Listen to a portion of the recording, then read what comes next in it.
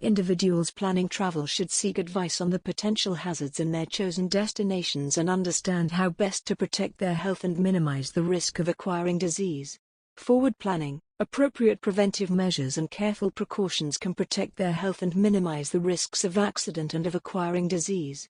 Although the medical profession and the travel industry can provide extensive help and sound advice, it remains the traveler's responsibility to seek information, to understand the risks involved and to take the necessary precautions to protect their health while traveling.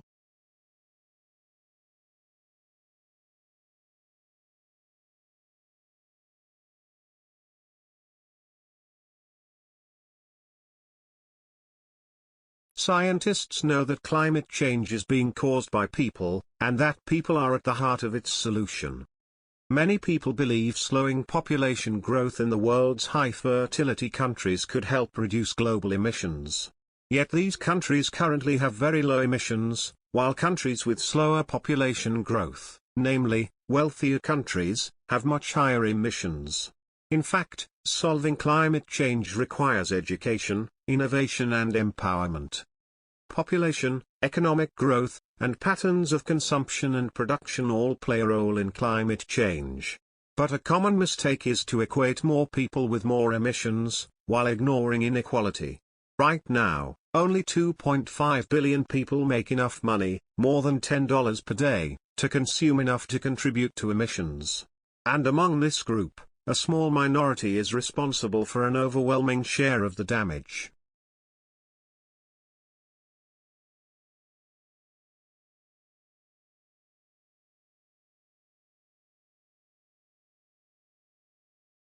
When someone decides to become a teacher, they take on the responsibility to educate our nation's youth. Many people think that within the school system, teachers are ultimately the ones who are accountable for the development and learning progress of students. At one time, principals and teachers could satisfy the demands of accountability simply by working hard and following accepted professional standards. By contrast, the current accountability movement emphasizes results. It is the teacher's responsibility for students to produce good test results. Evaluation and observation, standardized testing, and the No Child Left Behind policy are three critical ways to hold teachers accountable. A teacher's responsibility is to educate the youth of our nation. According to No Child Left Behind, all teachers must be highly qualified. This alone will help enrich children's education. Standardized testing is also another way of holding teachers accountable.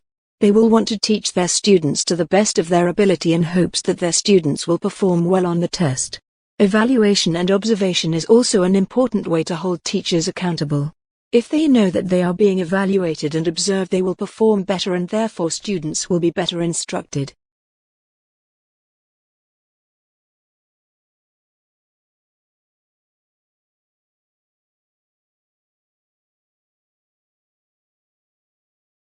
Transportation moves people and goods from one place to another using a variety of vehicles across different infrastructure systems. It does this using not only technology, namely vehicles, energy, and infrastructure, but also people's time and effort, producing not only the desired outputs of passenger trips and freight shipments, but also adverse outcomes such as air pollution, noise, congestion, crashes, injuries, and fatalities. Transportation is often divided into infrastructure modes, for example highway, rail, water, pipeline and air. These can be further divided. Highways include different vehicle types: cars, buses, trucks, motorcycles, bicycles, and pedestrians. Transportation can be further separated into freight and passenger, and urban and inner-city. Passenger transportation is divided into public, or mass, transit, bus, rail, commercial air, and private transportation, car, taxi, general aviation. These modes, of course, intersect and interconnect.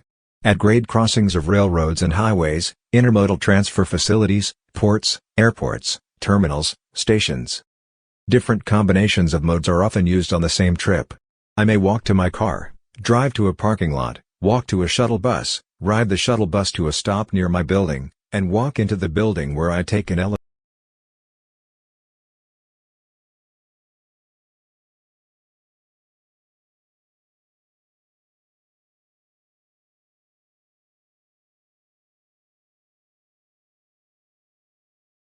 An earthquake is a shaking of the earth.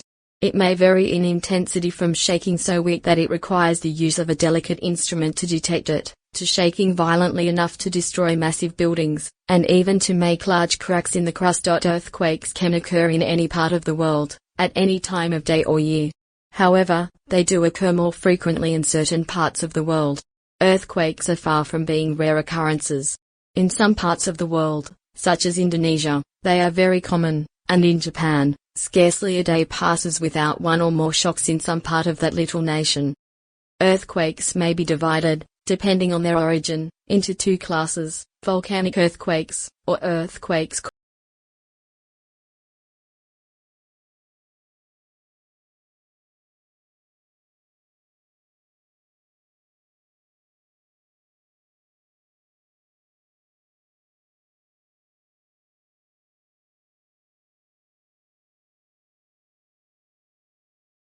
It is important to know the difference between invention and discovery.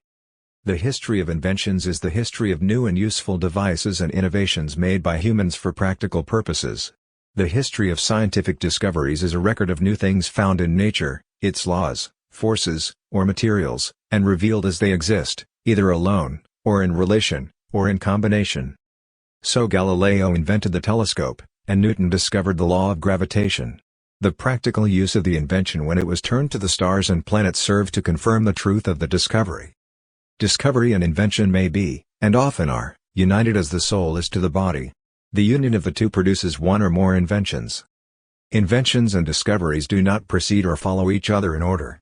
The instrument may be made before the laws which govern its operation are discovered. The discovery may for a long time precede its adaptation in physical form, and both discovery and adaptation may occur together.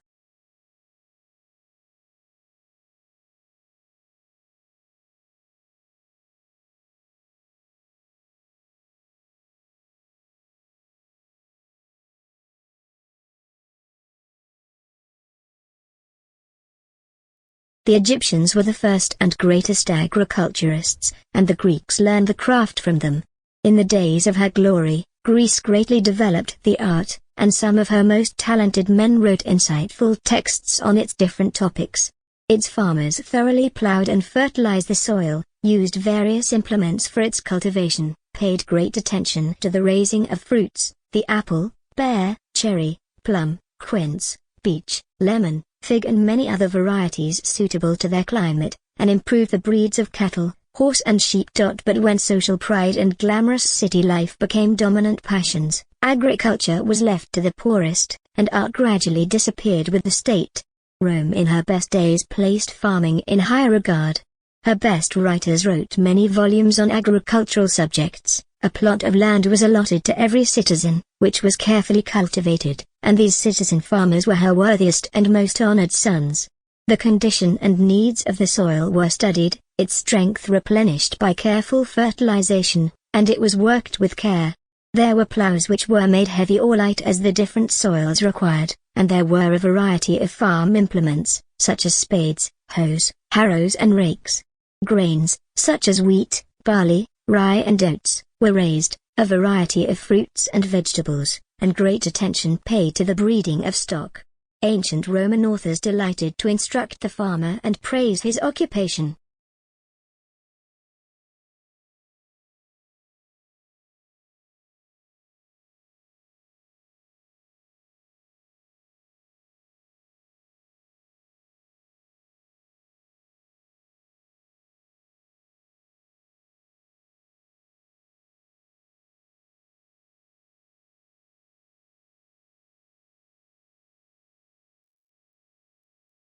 Landslides are caused by disturbances in the natural stability of a slope.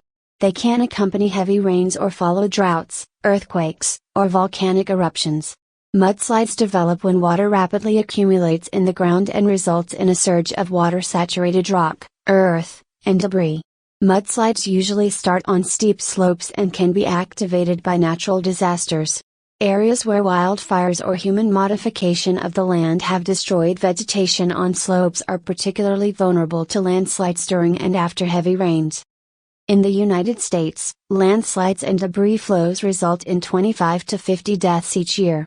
The health hazards associated with landslides and mud flows include rapidly moving water and debris that can lead to trauma, broken electrical, water, gas, and sewage lines that can result in injury or illness, and disrupted roadways and railways that can endanger motorists and disrupt transport and access to health care. Some areas are more likely to experience landslides or mud flows, including areas where wildfires or human modification of the land have destroyed vegetation, areas where landslides have occurred before, steep slopes and areas at the bottom of slopes or canyons, slopes that have been altered for construction of buildings and roads, channels along a stream or river, and areas where surface runoff is directed.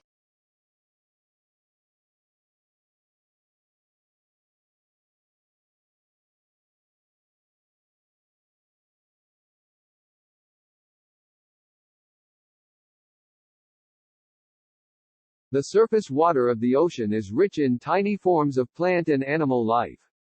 This vast floating population of microscopic organisms is called the plankton.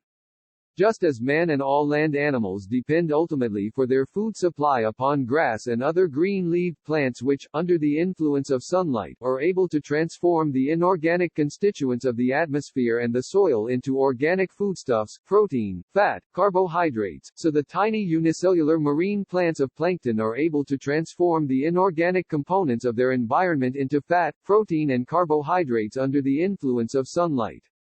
All marine life, therefore, depends directly or indirectly on these tiny organisms.